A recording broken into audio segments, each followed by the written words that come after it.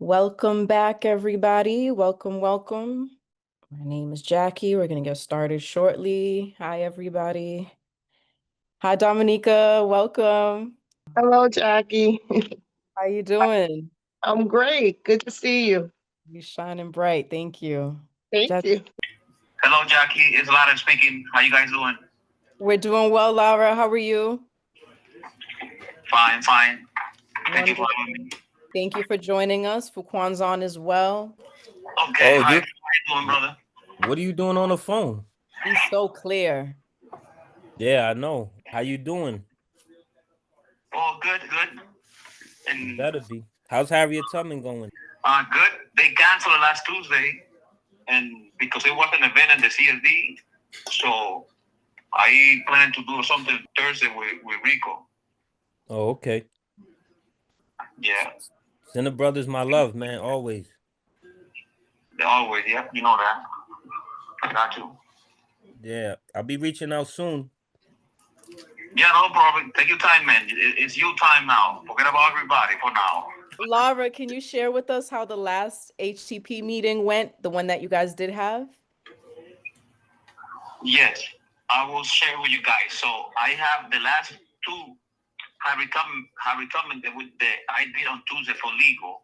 I do a two-part of privilege and disqualification, which it is how much privilege and information we can share with people, for example, lawyers, also with members, wife, and I break it down to clients. When we connect with possible lawyers that you reach them, how that also is protected under attorney-client privilege. I also break it down to communication, what is fact and communication that are protected under attorney-client privilege. Also, when you disclose that information to a third person, work products, also attorney as a witnesses, privilege override by constitutional rights. And also, I speak about, because brothers over here have mental health problems and stuff like that, and how those are privileged, those information that they speak with mental health and social work and stuff like that.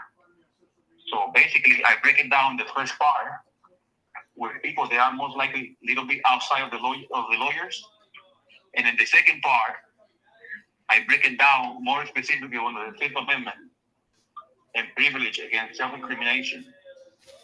So in that second part, I also speak about the availability of the privilege, who is the person who owns that privilege, which is us. Also, I speak about the testimonial evidence, the reasonable possibility of incriminating the witness in criminal procedures, assertion of the privilege in civil and criminal procedure too. I also give you some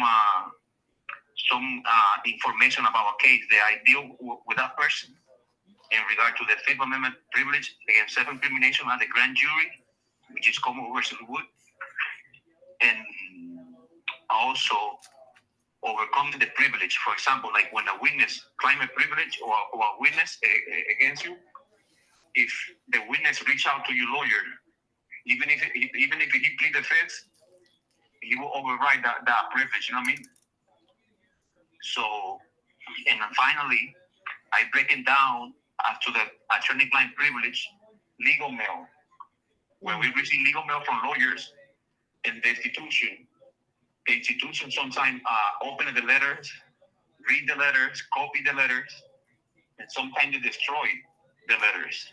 So I give them the proper information for them how to combat that and how to file informal grievance, complaints, and staff misconduct complaint to prevent them to do that. So that was the last two Harvey comment that we did. So the next one, which was supposed to be yesterday, I got to speak about in regards to where I put it. It's all good, Laura. I just wanted to get a taste of it, and I'm super impressed at what you're teaching behind the wall, because these are the things that I speak about with my legal team at work about attorney-client privilege and how you essentially break that privilege when you share anything outside of, those two parties. Even with us, liaisons, family members, when someone shares something with us, essentially we are kind of breaking that privilege so anyone can tap into the information that you have.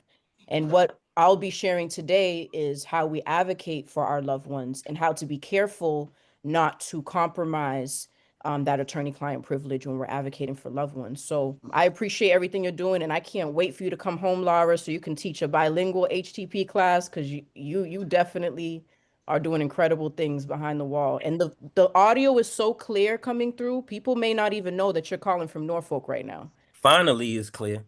It's perfect. So just Wow. introduce yourself really quick, Laura, and then we're going to get into the segment.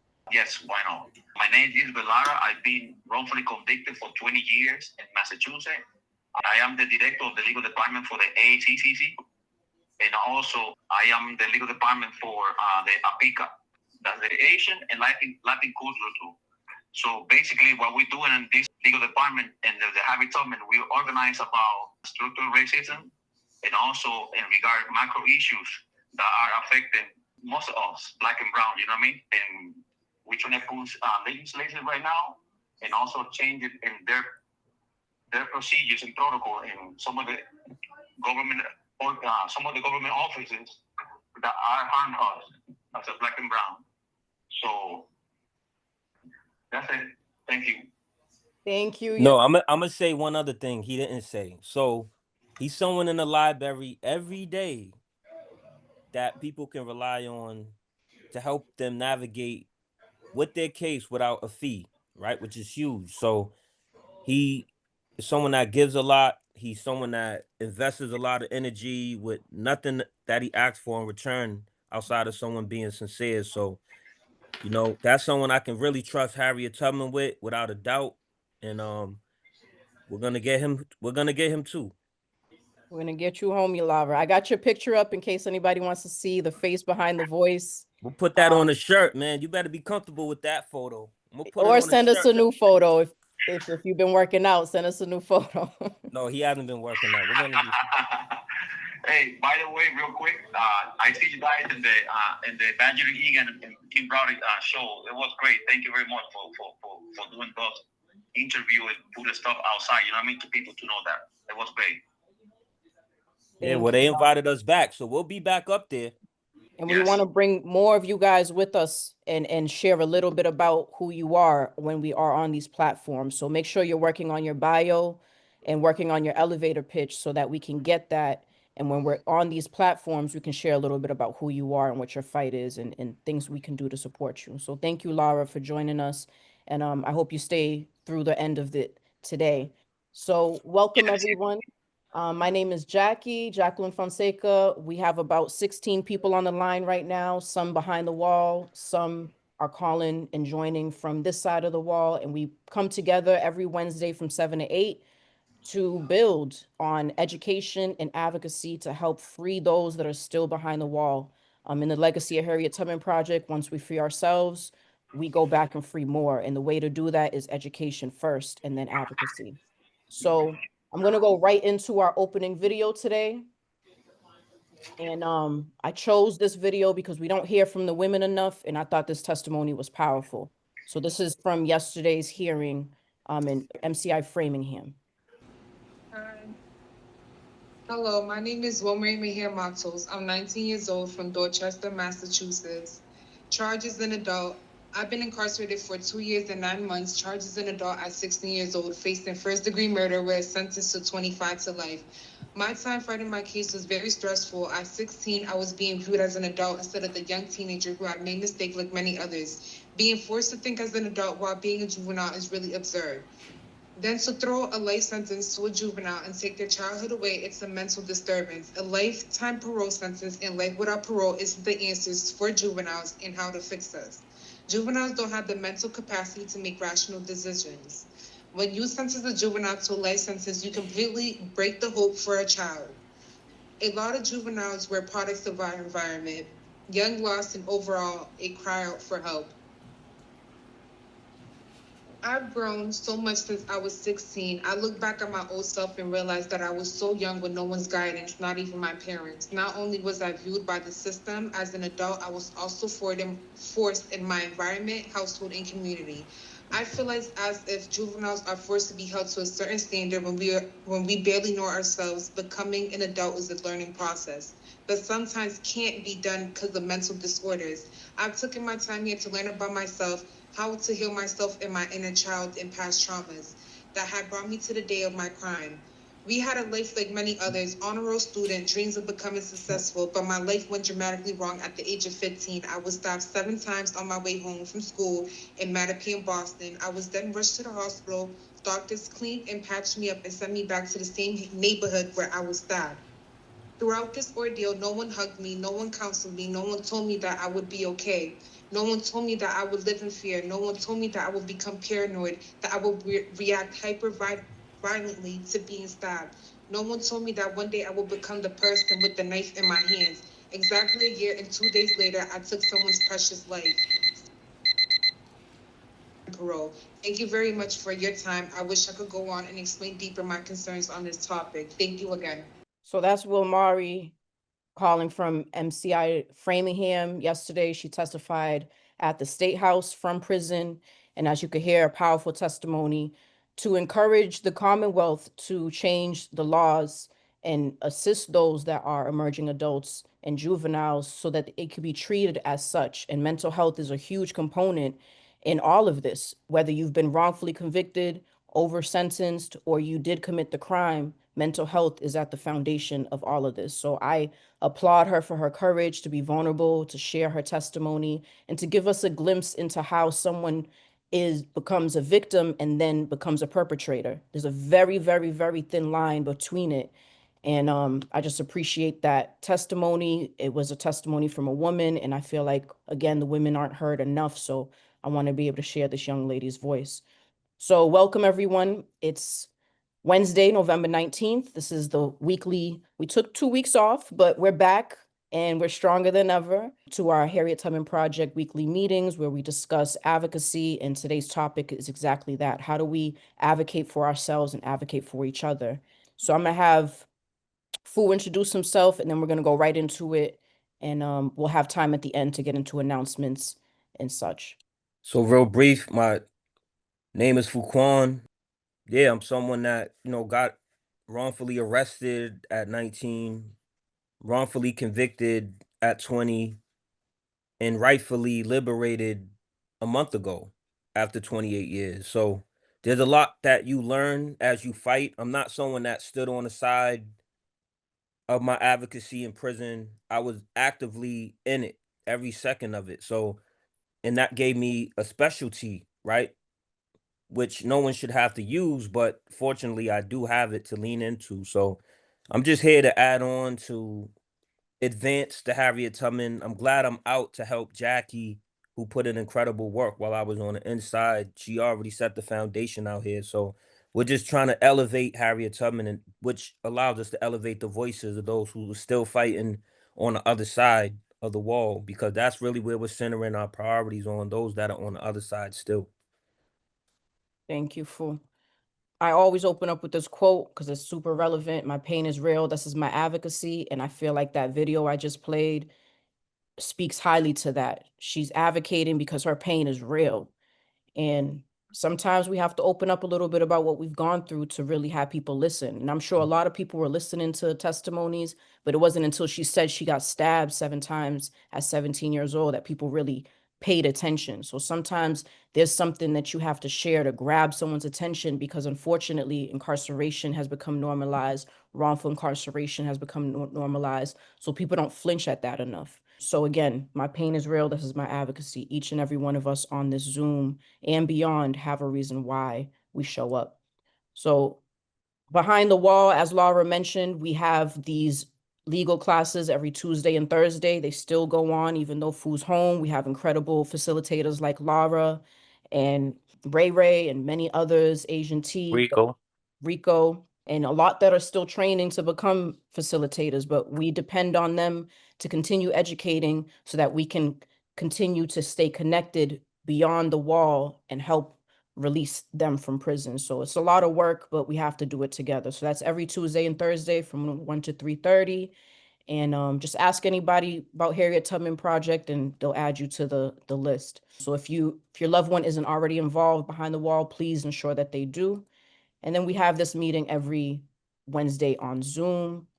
Real quick, reforming redress. There's a lot of reentry programs. There's a lot of programs that are, working to help people that are incarcerated or formerly incarcerated. But our goal is to go back and get others. So how do we change the law or use case law that has freed people like Fuquan's case, like Steve Pina's case, to go back and get more? So we'll show you exactly how to do that at these Zoom meetings, but always remember that we're here to reform the way that we look at redress. All right. So today's topic is freedom campaigns. This is something I've been, unfortunately very skilled at, and I want to be able to share the skills with others that need it. And we can always go more in depth. There's so much to go over, but I want to just give a broader overview of what you have to do to set the foundation to advocate for your loved one. And there's a lot of different ways to do it. There's no one way to do it. Everyone's journey looks different, but I want to share my journey and maybe we can learn a little bit and tweak it from there. So as y'all know, we did a lot of things in Fuquan's advocacy. We showed up to the State House with poster boards. We made T-shirts. We made online petitions. We made social media platforms, showed up to basketball games, all different type of thing, rallies, got people involved. We got uncomfortable and people knew who Fuquan was. And by the time Fuquan walked out of those doors, you guys seen all the people that were there to welcome him home. But it's because there's a lot of work that went behind making sure that he was relevant in every aspect of between politics, community leaders, family, friends, people that may have got disconnected along the path. We try to pull them back in. So it's all about education. And a lot of these platforms do exactly that. So someone asked me in one of the comments, what's the first step? And the first step is always to get your bio together. So if your loved one's behind the wall or you're calling from behind the wall, please ensure that you have a bio together. And very simply put, you want to address the who, what, when, where, why, and how of a person. And there's a lot of different questions that you could put behind the who, the what, the when, the why, the how. Who is the person that we're advocating for? Who was the victim in the case? There's so many different ways to look at these questions, but you want to start off with some of the basic questions that someone may ask you in your life. Who are you? So that an advocate that's advocating for you is able to build these social media platforms and these campaigns and these correspondence with leaders and impact people based off of who you are. So that's something that we spend a lot of time doing. We have a whole Zoom dedicated to it that we'll be sharing on YouTube. But you want to think about exactly that. What is your bio and how can we take something that could be 3 pages long and turn it into 30 seconds if someone is in the elevator that may be a judge, a DA, or someone of impact? The thing about a bio is you want to be practical, right? Most people speak about their case all glowingly, right? But they don't speak about some certain landmines that if people see would discourage them from taking part in the case, right? So when you think about 8 Mile, I don't know how many people seen 8 Mile, but Eminem, when he rapped, he spoke about all the negative stuff that they had against him first, then he went into his thing, right? So when you do your elevator pitch, you want to make sure that there's a witness that testified, there's a gun that they found.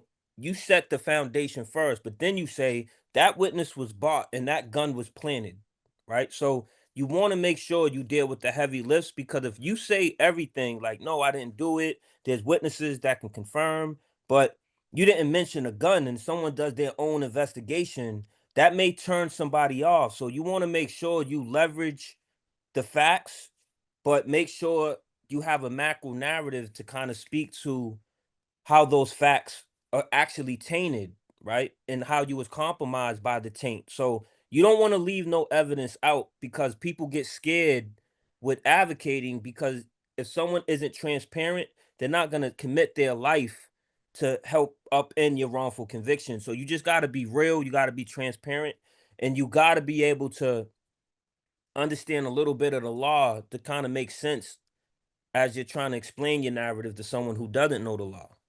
Absolutely. Go ahead, please introduce yourself too. Peace, y'all. I'm Stephen Pina, one of the founding members of the Harriet Tubman Project. Oftentimes, my day is so crazy and busy, but I've been sick for the past 2 days, so I'm able to jump in on here with y'all. One of the things that I've learned, and I don't know if you guys agree, but ChatGPT is amazing.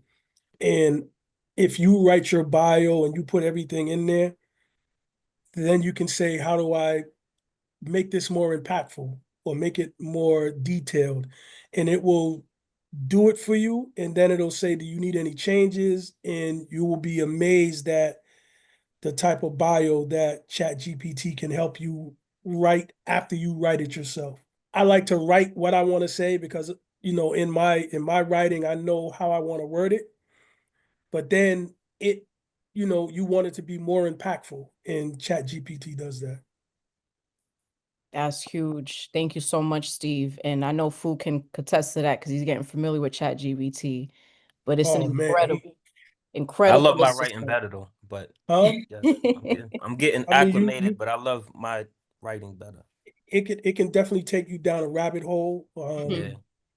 You know what I'm saying? But once you learn how to use it, you will find that it is very helpful in a lot of spaces in our work of advocacy. Absolutely. And it saves a lot of time. So what I've been doing lately is when I get a flyer for an event, I upload that to ChatGPT and ask it to help me create a caption. So this saves me so much time. And then of course you want to edit it, you want to make it your own and tailor it. But thank you so much for that because a lot of people get intimidated. If you can even go into ChatGPT and say, listen, this is my situation. I need a bio for this. And it'll give you something to work with. Or how do I create a bio? It'll break it down for you. It's so many resources on ChatGPT alone. So thank you so much for that, Jewel, because it definitely is going to come a long way for a lot of us. And another thing, right? The more you use it, the more it gets familiar with you and it begins to think like you, Mhm. but better. Nah. Food, just give it a chance Fool, because fool, we already know ain't nobody thinking like the God, man. So you understand? Stay focused, baby. Stay focused. Nah, it definitely, saves all of your prior questions and it pulls from Google. It pulls from the internet. So ChatGPT was pulling from the Free Fuquan page. So it already knew who Fuquan was. And I It was just did. amazed at that. But if you don't know how to do something, the internet, YouTube University, Google, AI, there's so many resources. Just ask it what you want to know. Thank you for that. So bio, again, you want to focus a majority of your time working on your bio and your loved one can help you. So if someone is working on their bio in a cell, they send it through an email, I'll get it. I'll throw it up on ChatGPT, tell it what I want to do with it. I'll bring it back to my loved one, tell them to see if they like what it is. And now I have the template to build out all my social media campaigns. But you want to make sure that you're not incriminating yourself. You're not saying things that are going to get you caught up, or you're not sharing things in the case that aren't public. So if there isn't emotion with the information that you're sharing, and you don't have to share about your case. That's the other thing I think people are intimidated about. They feel like they have to talk about their case. There's so many great things about you that have nothing to do with your case. So who are you? Who were you before this happened? Who are you becoming? I sat down with the Dons, Amos and Joanna Don, and we focused on his poetry. That's his identity. We focused on the fact that he's a student, the fact that he's a liaison for the community. So we didn't even touch on his case at all. But he has an entire social media platform where he just builds on his brilliance, him being an author. So think about who you are, who you're becoming, and incorporate all of that into your bio. So let me contribute to what you're saying. So the reason why that's so important is because you want people to be cognizant of who you're asking to be let out into the community. Like, yo, who are these dudes, right? So when you learn about Amos, you're gonna understand the value that he's bringing his environment. He's a light in a dark space, and you can just imagine what he can be projected as in the community, right? So when you lean into someone's humanity, that after you outline their brilliance and people look at it and be like, damn, he's locked up. What is he locked up for? We have to create an incentive to try to cultivate somebody's humanity, right? Because if someone is getting into fights, they're getting in it, which happens in prison, people are going to be less reluctant to go hard for them. But if you got people that are really doing the right thing, they're giving back to their community, it gives them a larger incentive, right, to figure out what happened to him and if there's anything that one can do. But to have 75, 80% of your social media focus on your humanity, that's how we built out the Free Fuquan campaign. A lot of it isn't legal. It's just about who I was. But that was important to get other people to think about, man, who is this dude? And the legal came later. So what she's saying is valid. Peace. Thank you, Fu. So when I started the Free Fuquan page on his Instagram, I started by reaching out to people like Steve. The contacts that Fu gave me that were people that knew him, and they created videos to talk about the character of Fu. And that launched Free Fuquan because now we're leveraging Steve's platform where Steve already has a following. I'm starting at ground zero. We're starting on social media with 0 followers. So you want to leverage your network. It's not what you know, it's who you know, quite literally. So we went in and we probably got like 8 different testimonies, and we just kept getting more and more and more. But that's what we launched the Free Fuquan page with, is other people's perspective of who you are, who your character is. They didn't know anything about his case. They didn't talk anything about his case. And then people started coming out the woodwork, and we have collaborative posts now. Back then, I didn't even know what a collaborative post was, but you're able to now literally, when someone posts something on their page, if you add them as a collaborator, now it shows on your page. So every like that person gets, let's say you have 11,000 followers, now 11,000 followers are looking at a page with 0 followers. So collaborative posts are so huge. Go ahead, Steve. I know you want to add something. Nah, because I knew I made it a point that when I was in certain spaces with brothers that knew Fuquan, I was pulling them to the side saying, hey, talk about Fuquan, man. Talk about his impact. And, I've heard Fuquan say this a couple times, and people, when I say it to people, they be like, I don't believe you said that.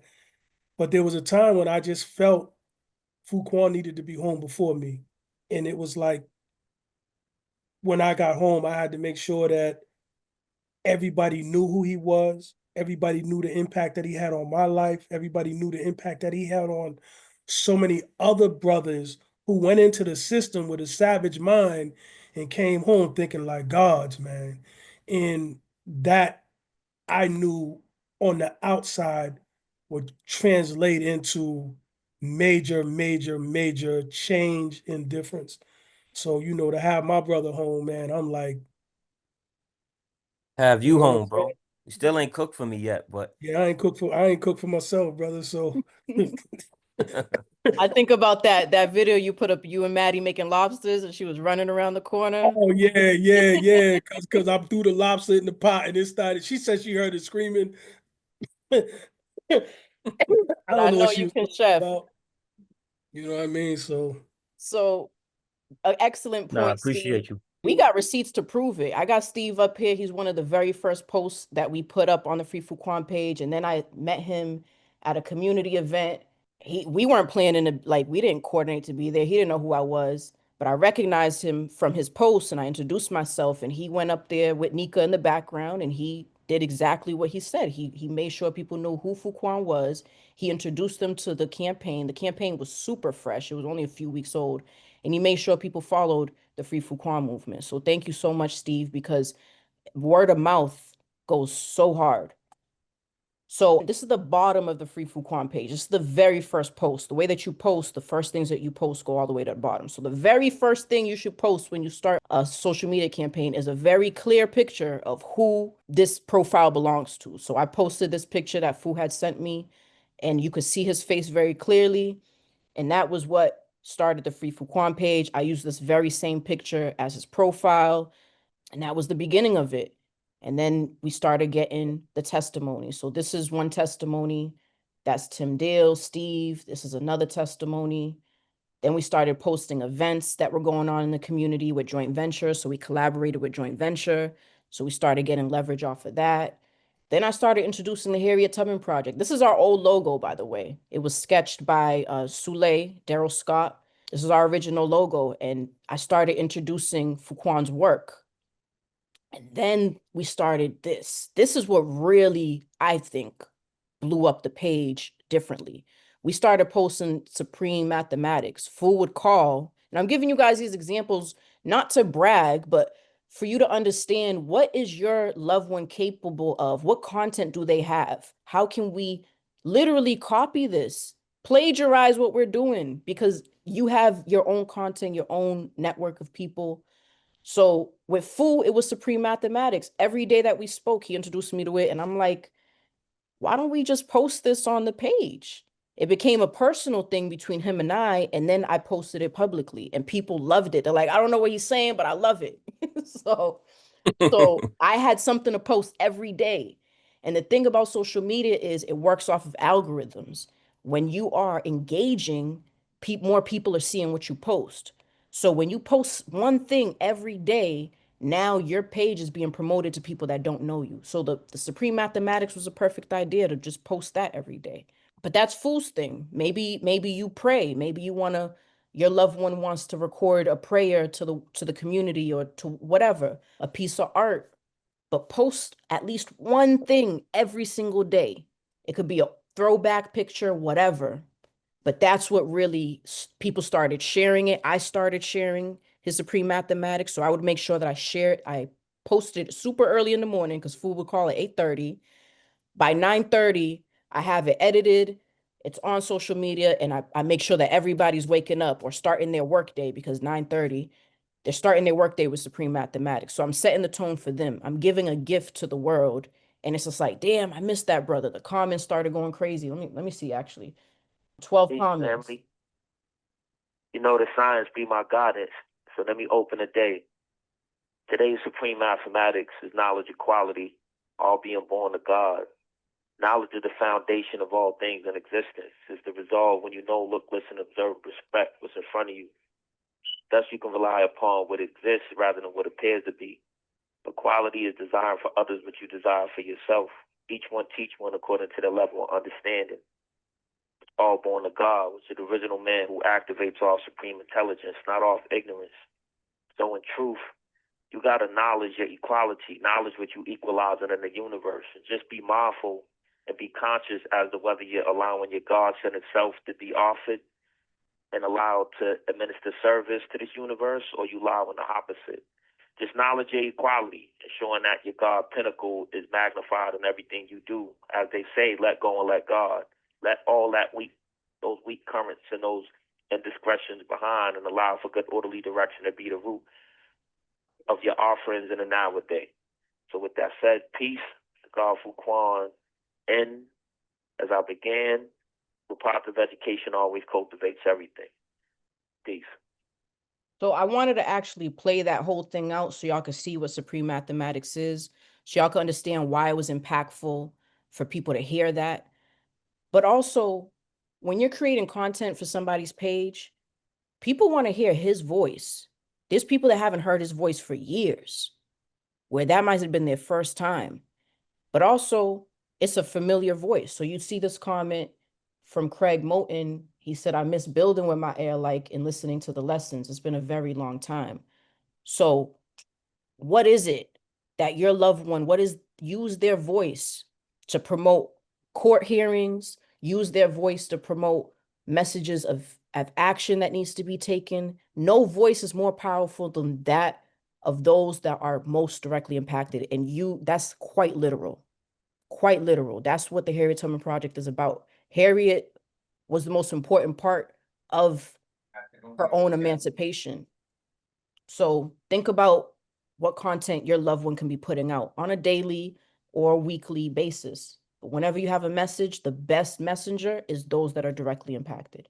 So we started going, this is more of that. And things just started elevating. But I'm going to scroll all the way up. So when you're starting a social media page, this looks different because it's the real Fuquan now. He's home. We're not, advocating for his freedom. But this is what it started off as. Again, a clear picture of your loved one, like you want a headshot. Because when you use a whole body picture, people don't know who the heck that is. So use a clear picture of your loved one. Be very intentional about the handle name. Your handle name should be straightforward. They should know who it is, and it should have a message in it. So people know that this is Fuquan, and they know that the motive is to free him. So be intentional about what your handle is when you're creating a social media page. Although Fuquan goes by Fuquan, Allah Fuquan, I always use his righteous name, honorable name, Ricky McGee, because then people can go look up Ricky McGee. They can look up his case. So always use, even if your person has a nickname, always use their full legal name and their nickname, because you don't know when people met them in life and which name they're going to recognize that person of. Be aware that people will try to start fake pages. And that happens so many times. And every time I seen a fake page, I would post fake page, like every time. Then there was a page where somebody was asking for money, and I posted like, yo, Fuquan would never ask for money. And then Jackie followed up on that. But beware that people will do that and ask for money. People will have all these fake pages.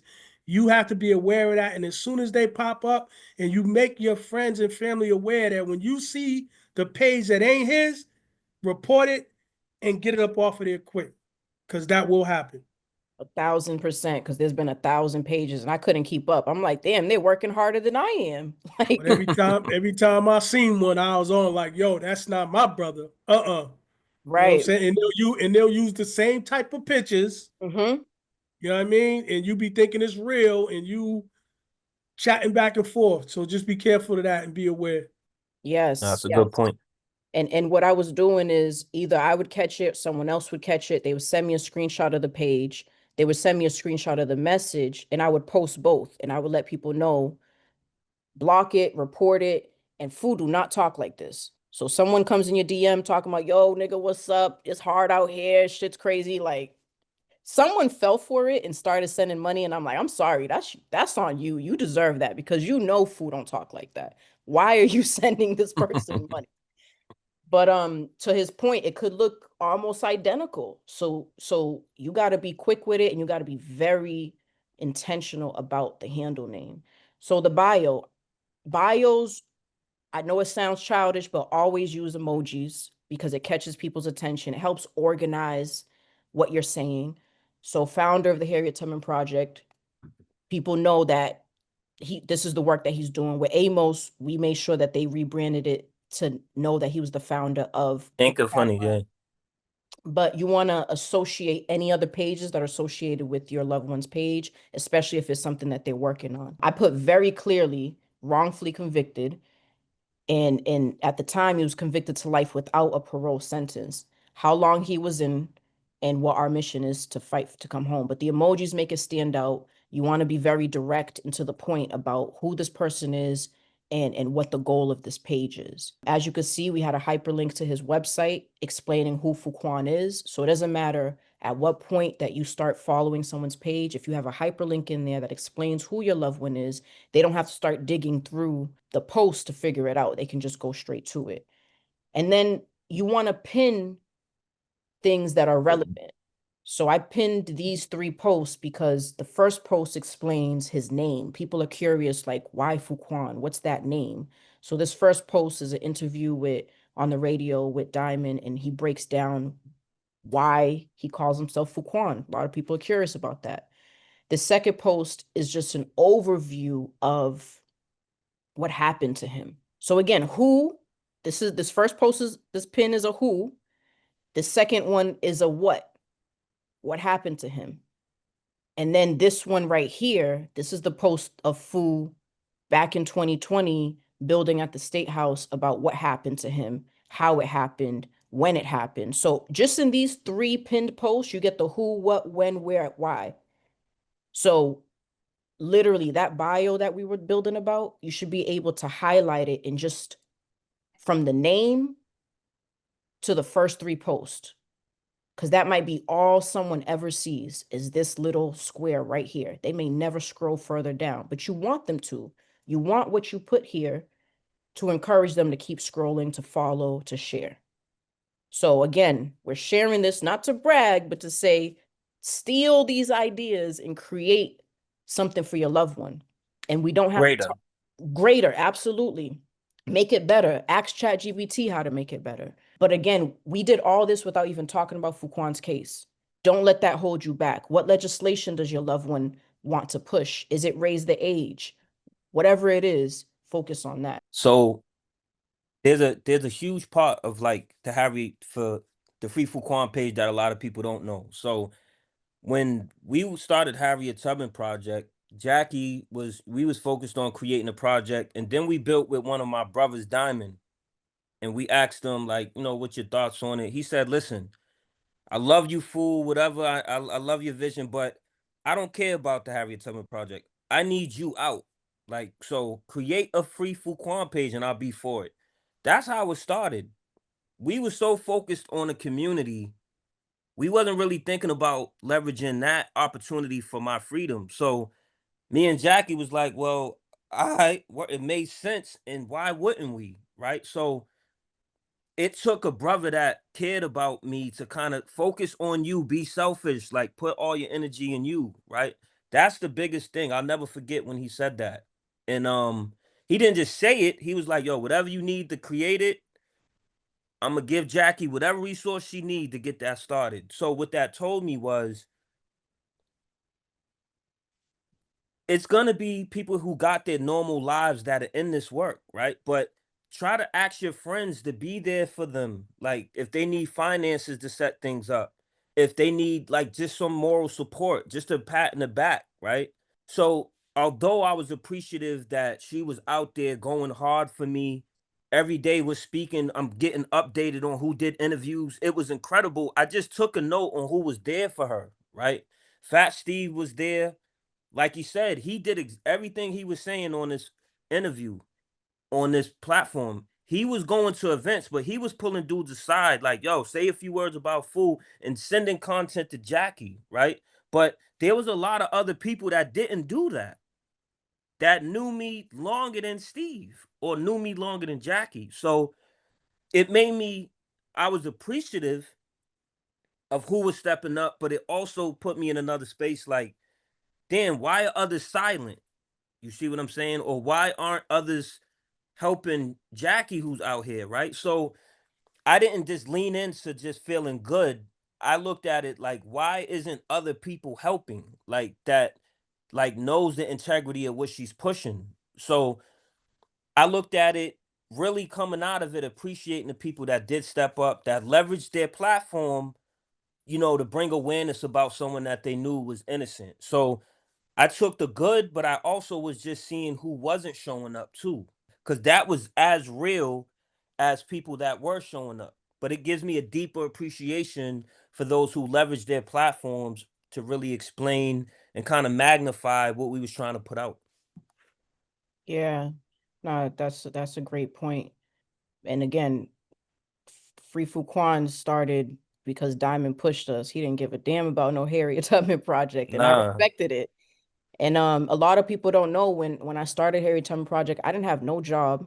I was doing real estate, but real estate you only get paid if you close on something. So I was struggling hard, and I was by myself. Diamond said, "You got a team?" I said, "Yeah." I had no team. I was me.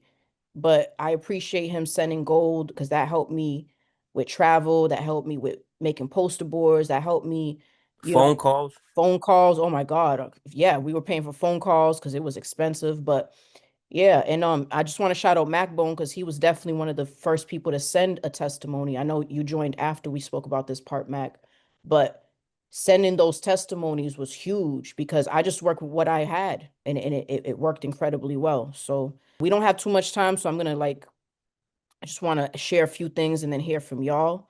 But another big thing that you always want to do is share the case docket number. When you have a court hearing, and you make a flyer, put the docket number on the flyer, because there's law students, there's people, there's lawyers that are seeing, they may not like it, they may not comment, but they're watching. So when you put that case docket number, people can go in to mass courts.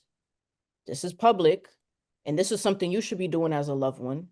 They can go in, and I can do a whole training on how to use this, and they can look up your docket number and look at the case and get familiar with your case. And this is important because if there's a hearing, it tells you where the hearing is going to be, what time, what judge, what courtroom, all of that. If there's a motion put in, anytime there's an update, if I'm waiting on something, Fool's attorneys knew I was stalking his docket. So they knew to text me before they even put something in the courts, because if I got a docket, if I went in and checked his docket before he told me, I probably was going to hit him up like, yo, what's going on? What's this about? So it put pressure on the legal team. I don't know why this is taking so long to load, but it put pressure on the legal team to ensure that they were keeping me abreast. And Fu, can you just explain like the whole docket, like how your docket grew in a span of like 3-4 years? Yeah, so a docket is every time your lawyer goes to court, every time you put in a motion, anytime the DA puts a motion in, the docket is the most important document for you to have if you're trying to understand somebody's case, because it breaks it down all the way to arrest, to every procedural filing that was submitted, right? Because you are the record. You're not what you think, you're not what you assume happened. You are the record. So the docket entry gives you an archive of every record and document that's been stored in your case. It's very abbreviated, and it goes from every particular detail. It tells you who the judge is, it tells you what hearings you've been to. It tells you if hearings are being done without you present, right? But the docket entry is the most important docket. It tells you what motions were put in, was it denied? It may elaborate a little bit on why it was denied, but it's so important to really understand one's case by evaluating their docket. So to Jackie's point, for 24 years, I had 83 entries within my docket, motions put in, being brought to court. And that's not really active, but it was 83. From 2000 March of 2021 all the way until a month ago, 200 entries was put in. So that means in the last 4 years, it doubled from what it was 24 years, right? Because once we got the meat of what the evidence should have been, the attorneys went hard, and every other week we was putting in motions for like 4 years, because now we had the meat, right? So my case was stalled, and when it was stalled, there was nothing for us to bite on. But once we got those records in 2021, yeah, it says 83. It was 83 in 2021 right there. But then if you look at the end of the docket, it's probably at like 270. So almost 200 dockets entries have been put in 4 years versus 24 years with 83 docket submissions, which means that there's a lot buzzing in your case when you have like a high volume of dockets that transpire. So you can see if someone's case is kind of stalled versus when they do have momentum, because the dockets increase and they elevate. So it's a great indication to see if there's momentum in someone's case. Absolutely. And again, I would love to do a whole training, a whole Zoom meeting on just the docket, how to read it, how to understand it, because this is powerful. And when I was putting updates up on the Free Fuquan page, people thought like, oh, what's going on? Like they're trying to keep bro in there, like this is a conspiracy. I'm like, nah, I hear you, but if you see his docket, it's going crazy. I just can't. There's a lot of stuff on there that I just wasn't prepared to share publicly, but a lot was going on in his case that you would be able to see if you checked out the docket. So get your loved one's docket number. That's equally as important as their bio. You might want to add it to the end of the bio, but add it to every court flyer that you make. And that's something I started doing towards the end, but you should be doing ASAP. So again, bio, docket number, that's your foundation to build any social media platform, petition, all of that stuff. You want to have this before you start to advocate for your loved one. We're reaching the end, so I just want to share these are some things that you should think about. A website is a great landing page. You could put everything on the website, but it costs money. So if you want to go the free route, because you know, we all going through stuff, start a petition on change.org, start an Instagram, Facebook, YouTube. These are free. TikTok is free. I'm not big on using it because I don't know how to use it. Maybe you could get some young kid to do it for you. But TikTok is huge because people go viral on TikTok. So if you want people to pay attention to something really fast, create a TikTok. But these are all free. These are all free. I remember I went to a joint venture event at the very, very beginning of this whole Free Fuquan campaign, and I was on the panel. I was new, I was green. I didn't really, wasn't all the way there yet. And I shared how important social media presence is. And an older woman in the audience stood up and she's like, Nelson Mandela didn't have social media. Like, what's that gonna do? And I was new to this, so I didn't really have a rebuttal for her.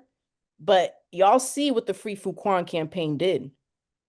Mayor Wu went in Norfolk and she knew who Fuquan was because of the Free Fuquan page. She wasn't liking anything, she wasn't commenting on anything, but she was watching. So when you set your social media page to a business page so you can see the analytics, you'll see 60,000 people looked at your profile, but you only got 20 likes. Don't worry about the 20 likes. People are watching, they're talking, whether good or bad, but it's free. Use it. So some material things that you should have, if you don't have already, put your bio on a one pager with a photo of your loved one. It's something that you can share digitally.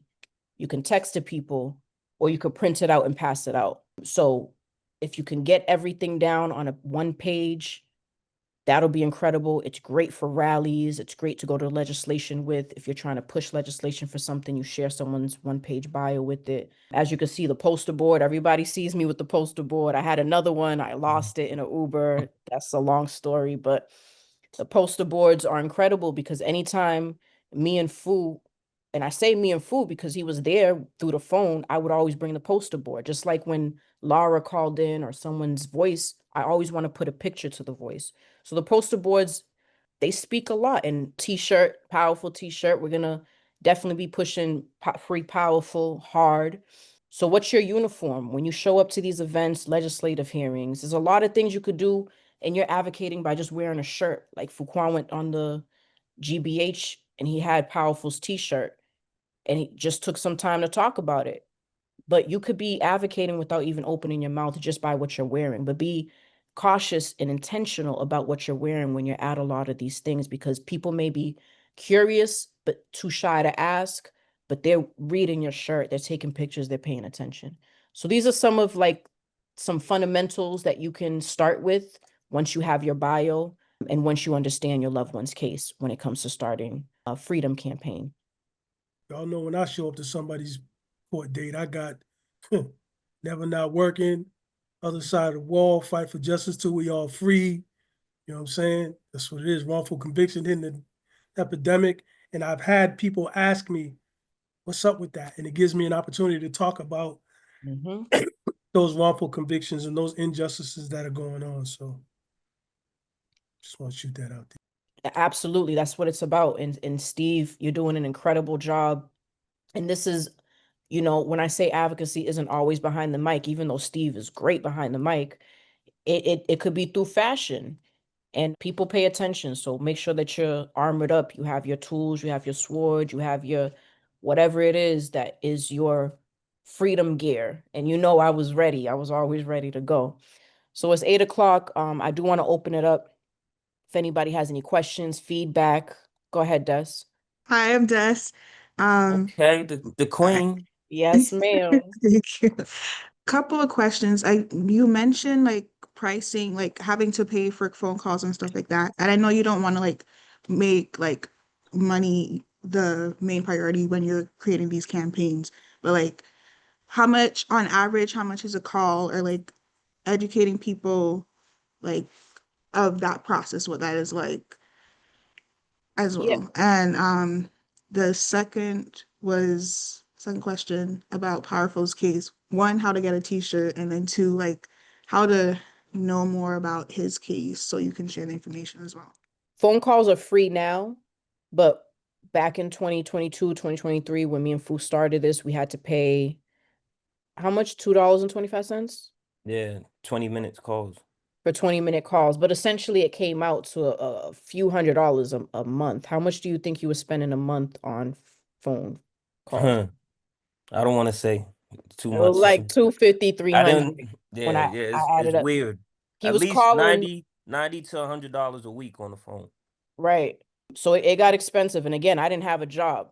So I wasn't putting money on the phone. Fuquan created an economy, and we have that in another Zoom recording that you can check out. He created an economy to be able to afford to put money on the phone. And that was huge because we weren't just talking on the phone about personal stuff. We weren't just advocating about freedom. We were going to events, and he was building, and he was educating and doing things in the community, and that costs money.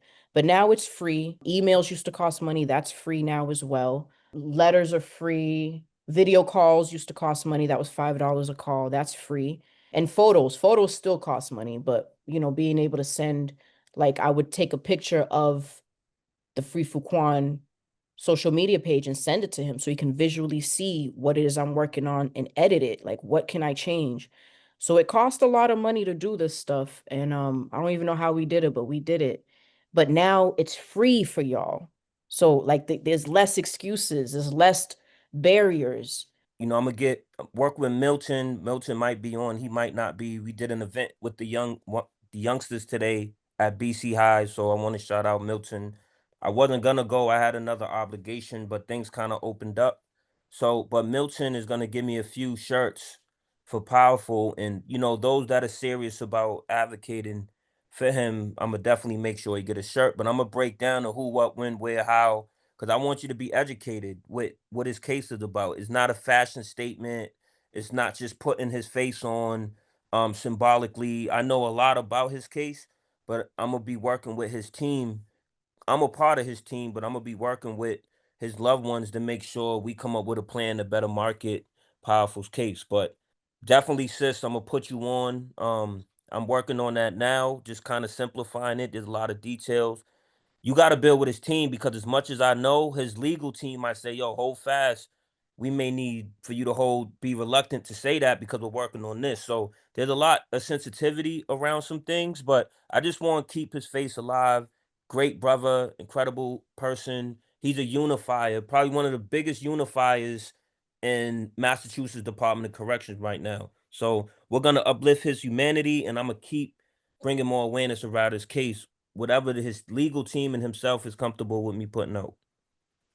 Absolutely. Thank you for that question, Des. And Des has been an incredible ally of ours. We had an event a few weeks ago at Northeastern that she helped curate. It was successful. It was beautiful. And we just appreciate your volunteerism, Des, and just your advocacy, because it's definitely a form of advocacy helping us grow. And everything that we're showing y'all today, like, I'm not working on the Free Fuquan campaign anymore. So I could work on the Free Powerful campaign with his loved ones by showing them how to create these platforms, how to duplicate. And that's my goal with each and every one of y'all, is how can we utilize me, utilize Fu to help you And our volunteers. and our volunteers to create a team around you to help you do this. Harriet freed herself. She created a map. She sent it back. She created an underground railroad of resources and safe houses. So by the time she brought people with her, it was easier. So every time someone's freed, it gets easier because we've paved the way, and now we're just making new mistakes instead of the old mistakes. So that's exactly what this is about. So we're going to dedicate it to getting Powerful home, and many, many others, but Lara, all of them. absolutely. So I'm going to just start sharing a little of our participants' photos, but any other questions, feel free to unmute yourself. I do want to respect everyone's time. We're about 7 minutes over. This is Jeff. Peace, Jackie. Peace, Fool. Okay, I hope y'all peace, is well. bro. I got a couple of things I wanted to say.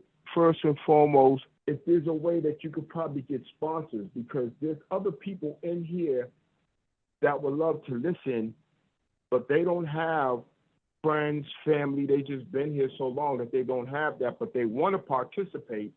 So if you can find people that's on every week, and let's say it's somebody that you know that goes to the Harriet Tubman that's there weekly, that somebody sponsors them so they can, you put the number on the pen and that person calls in for them every week.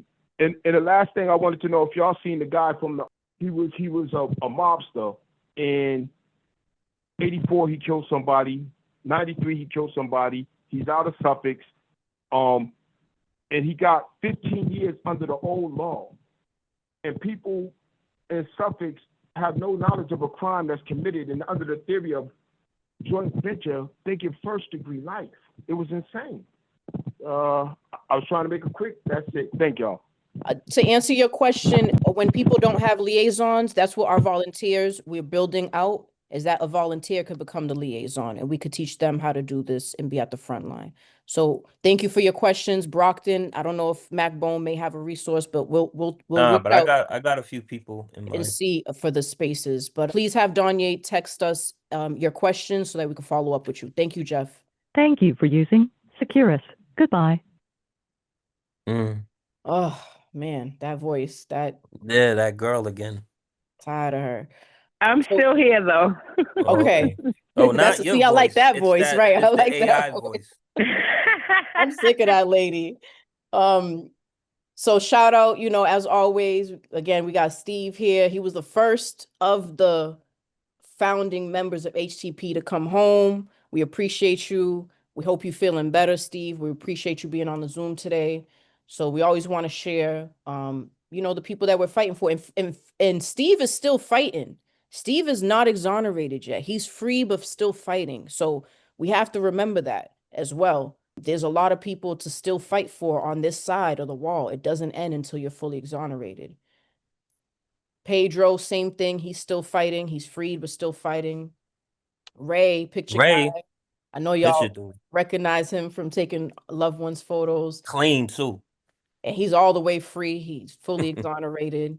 Joey, he's usually on here working. He's like flipping Hey, start pizzas the and making conversation now. deliveries. But he be on the Zooms. We appreciate him. Hamza was on earlier and he He's testified. out here doing his thing. He's doing incredible things. Hamza's amazing. He's looking like Malcolm X with this. Yes.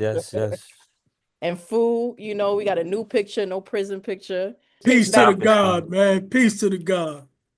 So these blue pictures, we need to bring them to pink Nemo. or red, whatever color it is. Let's get these pictures to Nemo. look like these pictures. All right. So He's thank not you, that everyone. skinny no more, but Nemo, shout out to Nemo. Shout out to Nemo. Shout out, free them all. Like free them all. It's my little brother right there. Absolutely. So just thank you everybody for joining. As always, we Ray. close out. And shout out to the guys. Peace and love. Thank you, everyone. Asian T, what up? Minute with T. We got to get him on these Zooms with the Minute with T. It's more like 3 minutes now. Fat Johnson. Fat. That's, you don't call him Twiz. Fat Johnson. I call him that. He knows, he understands. That's PHAT. Shout out to Twiz, Smoke, Joint Venture, Sule. Sule, man. Stay focused, Sule. Yeah, shout out to Sule. Bird. Okay, Bird. He'll be home soon. Yes, they just gave him a setback, but he'll be out. Dog man, Springfield's finest. Yup, he got a new nephew, I believe. His sister just gave birth. Spoken word. Luis, my man Luisa. NFL. Okay, MacBone. What's up with you, Brody? Okay, damn, this is the only time I get to see you, huh? I'm probably 10 That's minutes. That's not true. I've been Wow. talking. I'm like, yo, people like, yo, you ain't seen food yet? I said, nah, but we building. I know, we always build, son. Someone said we you had do- the we- COVID. I'm like, all right. I ain't had no COVID. I had no COVID. Nah. All right. Nah, we'll get Yeah, up, but we bro. gotta definitely get up. I mean, I don't put a lot of stuff behind me, man. You know what I mean? Yeah, So your we gotta father, definitely man. get My up. condolences too, son. Appreciate you, bro. Yeah, that was a big, like I tell people, man, he was a god amongst shadows to me, man. So Yeah, I mean, my condolences. that was big, but I still have Yeah, but I mean, so it really shook me, but I'm good. I'm good. Yeah, just I'm get good. up with me, bro. Definitely will. So, man, we All can, right, like I bro. said, you can easily come to my house. I'll be cooking this weekend as well. Okay, See? we'll figure it out. All right, peace. Peace, G. Peace. He got a big dog though, fool. I know how you feel about He Nah, you know. dogs. better Tell put him, that in the Jackie. yard somewhere. Put that in the Nah, he basement, can't. son. All he want to do is, man, see what's going on around the house. He ain't gonna bite them unless he's given the command. All right, word. I gotta get He on your don't. He good don't. side. I gotta stay on your Yeah, good side then. yeah. He don't bite just to be biting. He don't move like that. These dogs don't. They don't move like that. He needs a command. Nah, we'll I figure it mean, out, bro. but if you bring Steve, he's gonna bite the shit out of Steve. So don't bring Nah, Steve with I'm you. coming dolo, son. What? All right, peace. I'll Peace. make sure he bites Steve. That's why I ain't No, coming, no, Steve. chicken You bone. know you welcome That's over why here, I ain't coming, Steve. chicken bone. See, yo, see, now You we're know bringing you yard welcome, smoke bro. on this civil platform. Yeah, You see what I'm you saying? can't be bringing it. I told him that, Fuquan. He be acting crazy. See, but bro, I love you, bro. Love you too, I'm brother. happy as man. I'm happy. Love hella right you home, man. You already know what Nah, it is. I know, All right, brother. bro. We gonna build. Peace, peace. Peace, All right, peace. backbone. Later, Y'all, Jackie. later. Subscribe. Everybody subscribe to our YouTube page because these Zoom meetings are recorded. We edit them and put them up for educational purposes. Peace. I like that jacket. Peace.